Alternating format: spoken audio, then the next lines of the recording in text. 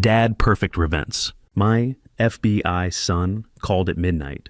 Check your pills. Tonight. My son Victor called at midnight. Dad, listen carefully. Check your medication bottles right now. Don't let Roger know you're awake. Whatever you do, don't tell him I called. Victor, you're scaring me. Just do it, Dad. Trust me. The line went dead.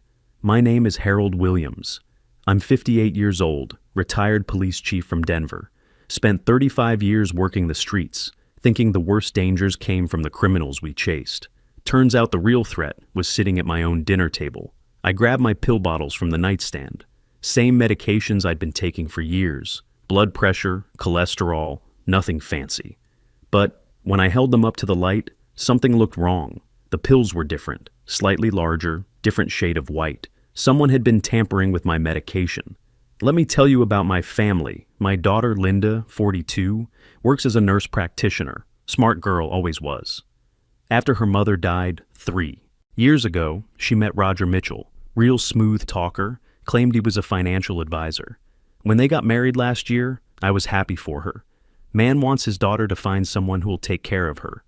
Roger moved into my house about 6 months ago. Said it made financial sense, helped me with bills, keep me company. I should have trusted my cop instincts. Something about him never felt right. Too eager to help, too interested in my finances, too quick to answer my phone when friends called. My son Victor, 44, works for the FBI in their financial crimes division. He tried visiting more often after Roger moved in, but Roger always had excuses. Your dad's tired, needs his rest, doctor says too much, excitement isn't good for someone his age. Eventually Victor's visits became shorter, less frequent. That night in February changed everything. After Victor's warning call, I checked those pills more carefully. Got out my old magnifying glass, the one I used for evidence work. The pills looked identical to my regular medication, but they felt heavier. Someone had switched them out. I didn't sleep that night. Sat in my workshop in the basement, surrounded by my collection of antique clocks. 15 of them, each one I'd restored myself over the years. Hobby I picked up after retirement, working with my hands, fixing broken things, bringing them back to life piece by piece. Around 3 a.m., I heard footsteps upstairs. Roger was moving around, talking on his phone in hushed tones. Through the heating vents, I caught fragments of conversation. Yeah, the old man's been taking them for weeks. Won't be long now before we can move forward. The next morning, Roger was all smiles at breakfast. How'd you sleep, Harold? You look tired. Maybe we should schedule that doctor's appointment I mentioned. Dr. Stanley Cooper, he specializes in geriatric care. Very experienced with memory issues. Memory issues. That's when it clicked. They weren't just drugging me, they were building a case. That I was losing my mind. I played along, acted confused about simple things, forgot conversations we'd had, asked the same questions twice. Roger ate it up.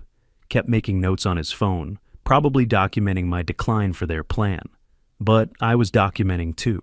Started carrying a small notebook, writing down every suspicious conversation, every lie, every manipulation, old habits from police work. Always build your case before you move. A week later, Roger suggested we consolidate my bank accounts, make things simpler, easier to manage. He'd handle all the paperwork, just needed me to sign a few documents, power of attorney stuff, all perfectly normal for someone my age. I pretended to consider it, told him I needed time to think. That night, I called Victor from a payphone downtown. Couldn't risk using my home phone anymore.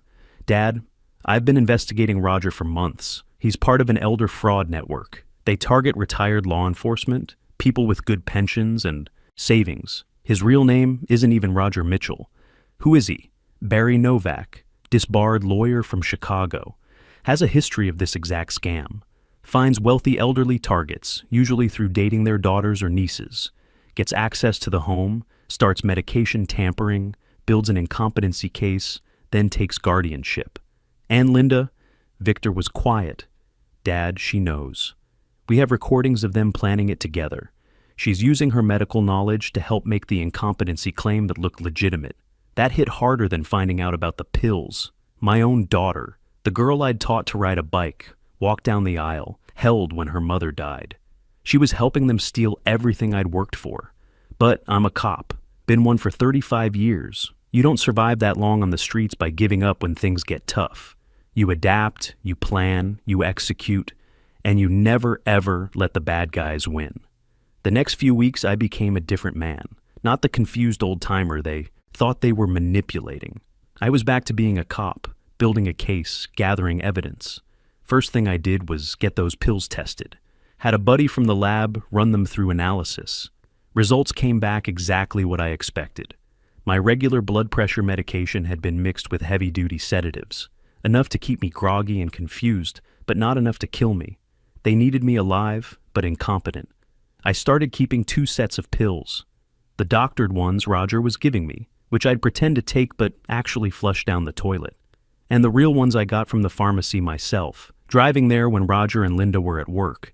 Within a week, my head was clear for the first time in months.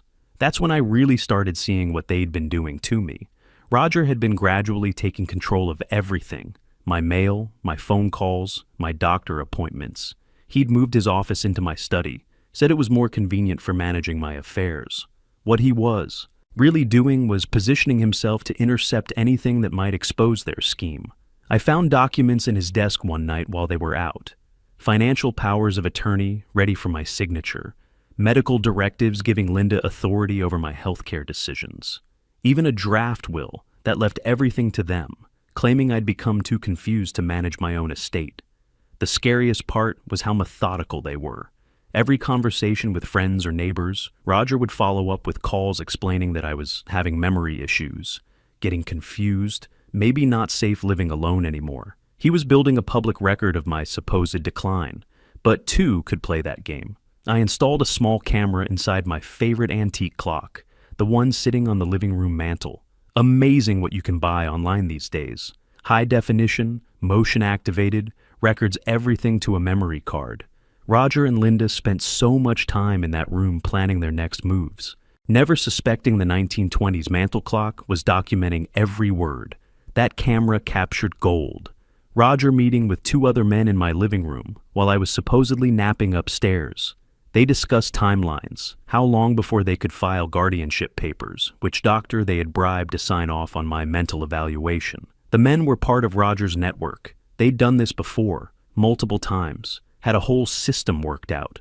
Target elderly people with significant assets, usually through family connections, drug them gradually, isolate them from support systems, build medical evidence of incompetence, then take legal guardianship and liquidate everything.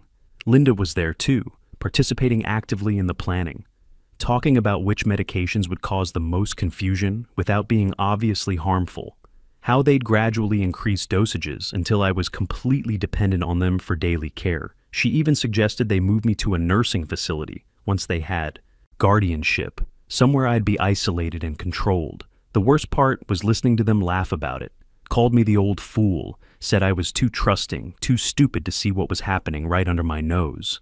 Linda said I'd been asking for it, living alone in such a big house with all that money just sitting there doing nothing. That's when I realized my daughter wasn't just being manipulated. She was a willing participant, maybe even the one who'd given Roger the idea in the first place. I also started tracking their financial activities more carefully. Roger had been slowly transferring money from my accounts to various shell companies he controlled.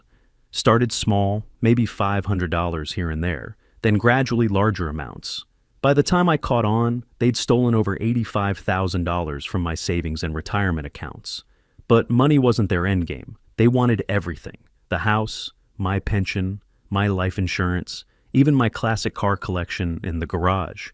Once they had guardianship, they could liquidate it all, move me into state care, and disappear with everything I'd worked 35 years to build. I needed help, but I had to be careful about who to trust. Victor couldn't officially assist because of family conflict rules in the FBI, but he could give me guidance, point me toward resources, help me understand what evidence I'd need to stop them. That's when I contacted my old partner, Gary Martinez. We'd worked together for 15 years before I made chief, trusted each other with our lives more times than I could count. Gary had retired the same year I did, now ran a private security company. If anyone would believe my story and help me fight back, it was him. Gary came over on a Saturday afternoon when Roger and Linda were out shopping. I showed him everything, The doctored pills, the financial records, the hidden cameras, the recordings of their planning sessions. Gary listened to it all, his cop instincts kicking in just like mine had. This is serious elder abuse, Harold. Federal charges territory. But we need more evidence, something that shows intent and premeditation beyond any doubt. And we need to catch them in the act of actually filing false documents. Gary helped me install additional surveillance equipment throughout the house, cameras in the study where Roger worked, audio recording devices in the kitchen where they often discussed their plans, even a GPS tracker on Roger's car so we could monitor his movements. The breakthrough came 2 weeks later. Roger received a call from someone he called Doc Cooper, obviously the corrupt doctor, who was supposed to evaluate my mental capacity. They scheduled a meeting for the following Tuesday, said it was time to move forward with the final phase of their plan. I knew this was it. Whatever they were planning, it would happen soon. I just had to be ready to document everything and spring the trap at exactly the right moment, because you only get one chance to catch. Criminals this smart miss that opportunity and they disappear forever, probably to victimize some other unsuspecting family. The clock was ticking, literally and figuratively, but I was ready. Tuesday morning arrived like a loaded gun. Roger was nervous, pacing around the kitchen, checking his phone every few minutes. Linda kept asking if everything was ready, if they had all the paperwork prepared. I played my part perfectly, acting confused and disoriented, asking the same questions repeatedly. Dr. Stanley Cooper arrived at 2 p.m. sharp. Tall, thin man in his 60s with a kind of smile that didn't reach his eyes. He carried an official-looking medical bag and a clipboard full of forms. Roger greeted him like an old friend, which told me everything I needed to know about their relationship. "Hello, Mr. Williams," Dr. Cooper said, sitting down across from me in the living room. "Your family is concerned about some memory issues you've been having. I'm here to do a simple evaluation, just to make sure you're getting the care you need." The evaluation was a joke. Questions designed to make me look incompetent, situations set up to demonstrate confusion. What year is it? Who's the president? Can you count backwards from 100 by sevens? I gave wrong answers deliberately, acted frustrated and disoriented, played the role they wanted me to play. Meanwhile, my hidden cameras were recording everything. Dr. Cooper's leading questions, Roger's coaching from the sidelines, Linda's medical terminology thrown in to make it all sound legitimate. They thought they were documenting my incompetence. Actually, they were documenting their own fraud. The doctor asked me to sign some papers. Just consent forms for the evaluation, he said. But I'd learned to read documents carefully during my police career.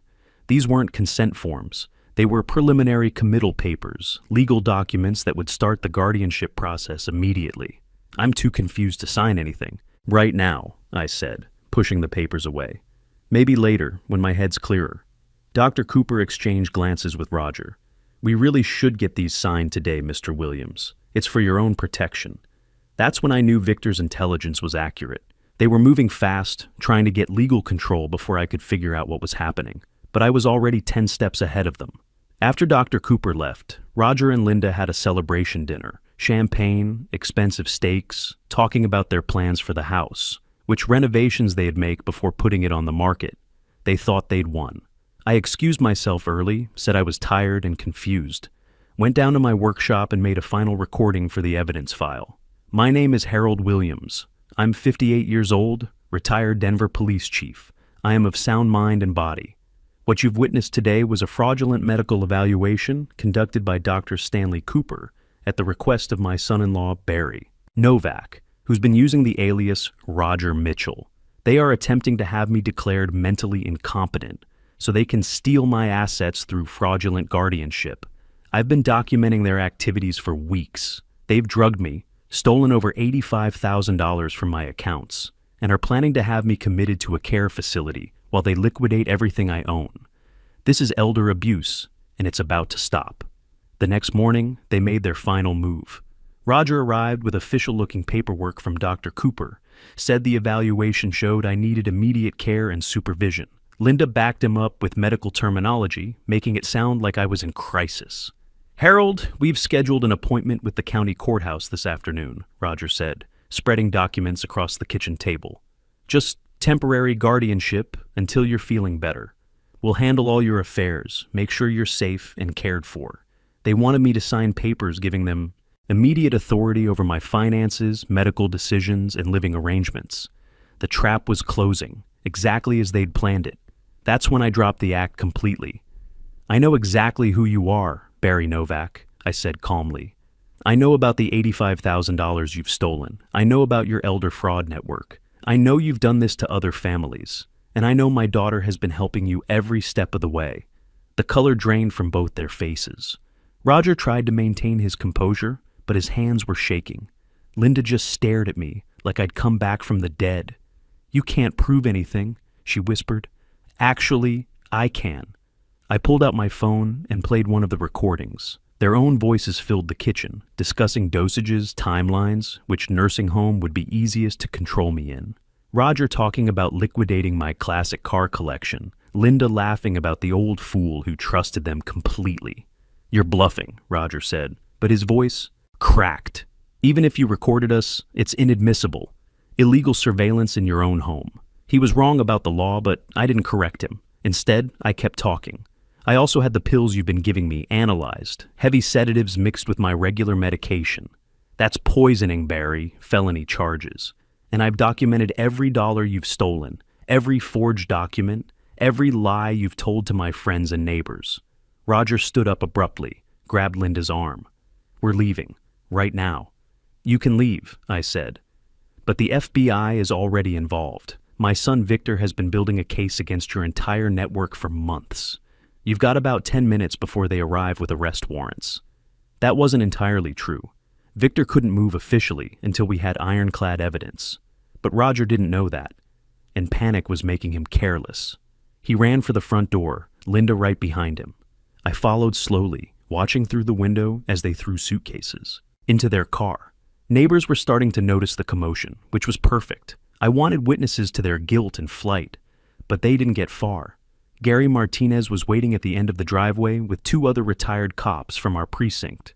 "Citizens arrest," he called out as Roger's car screeched to a halt. "Elder abuse, theft, fraud. You're not going anywhere until the real police arrive." I'd called 911 while they were upstairs packing. Denver PD was already en route, along with Adult Protective Services and a detective from the Financial Crimes Unit. Everything was about to become very official, very quickly. The police arrived within minutes. 3 squad cars, lights flashing, neighbors gathering on their porches to watch the drama unfold. Detective Sarah Morrison from Financial Crimes took charge of the scene, separating Roger and Linda for individual questioning, while crime scene techs began collecting evidence from my house. "Barry Novak, you're under arrest for elder abuse, financial exploitation, and conspiracy to commit fraud," Detective Morrison announced as she cuffed Roger. "Linda Williams, you're under arrest as an accessory to elder abuse and practicing medicine in a fraudulent context." Roger tried one last manipulation. "This is a misunderstanding, officer. Harold's been having serious memory problems. We were trying to help him, get him proper care. Check with Dr. Cooper. He'll confirm everything." Dr. Cooper was already in custody. The FBI had been watching him for months as part of their broader investigation into Roger's network. When they raided his office that morning, they found files on dozens of elderly victims, all with similar fraudulent evaluations, all designed to strip away their independence and assets. The trial took place 8 months later, federal court, because Roger's network operated across state lines. I testified for 2 days, walking the jury through every detail of their scheme. The recordings, the doctored, medications, the financial theft, the fake medical evaluations. Victor couldn't testify directly because of his family connection, but the FBI's case was solid without him. They'd identified 23 victims across 4 states, total losses exceeding $3.2 million. Roger wasn't just a common criminal. He was the mastermind of an organized elder abuse operation. The hardest part was watching Linda on the witness stand. She tried to claim she'd been manipulated, that Roger had convinced her I was actually declining, that she thought she was helping me. But the recordings told a different story. Her voice, clear and calculated, discussing which drugs would be most effective, which nursing homes would ask the fewest questions. When the prosecutor played the recording of her laughing about me being a trusting old fool, I saw several jury members visibly recoil. You can claim manipulation all you want, but laughter reveals true character. The sentences came down in November. Roger got 12 years. Federal prison with no possibility of parole until he served at least 10. Linda received 4 years, lost her nursing license permanently, and was ordered to pay full restitution for her share of the stolen money. Dr. Cooper got 8 years and lost his medical license. The 2 other network members they caught received similar sentences. The FBI estimated they'd prevented at least 15 additional families from being victimized by breaking up the operation. During my victim impact statement, I looked directly at both of them. Roger, you targeted me because you thought a retired cop would have money, but be too old and trusting to fight back. You were half right. I do have money because I worked for it, but you were completely wrong about the rest. Then I turned to Linda. You were my daughter. I loved you, protected you, gave you every opportunity to build an honest life. You threw that away for money that wasn't yours.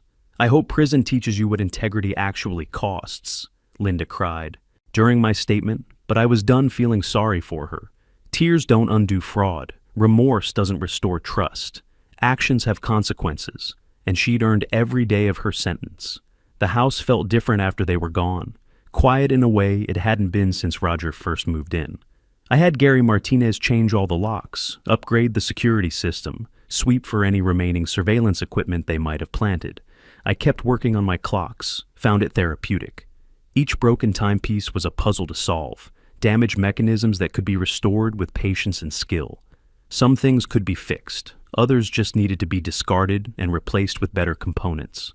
6 months after the trial, I received a letter from Linda, written from federal prison, 3 pages of apologies and explanations. Said she'd been attending counseling, learning about manipulation and financial abuse, understanding how she'd been led astray.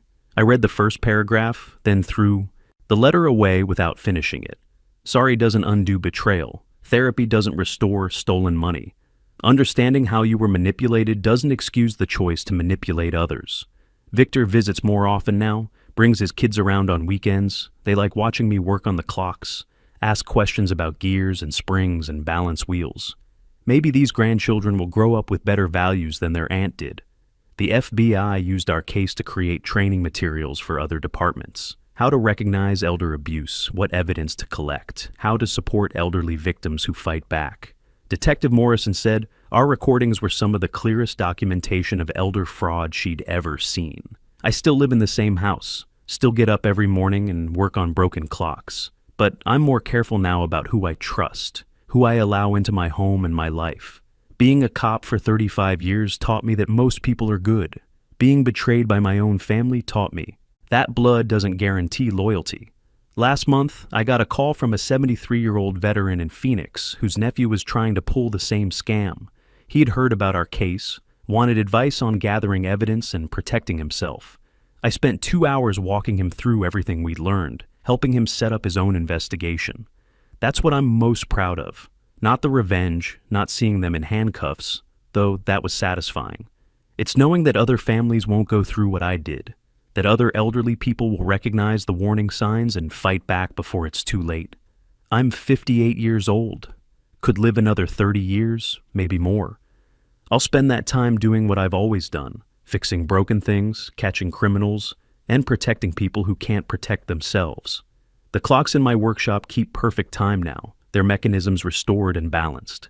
Each one marks another hour survived, another day of independence preserved, another moment of justice served. Time marches on, and so do I. Being older doesn't mean being helpless. It just means being smarter than the people trying to fool you. The strongest revenge isn't getting even. It's making sure no one else gets hurt the same way you did.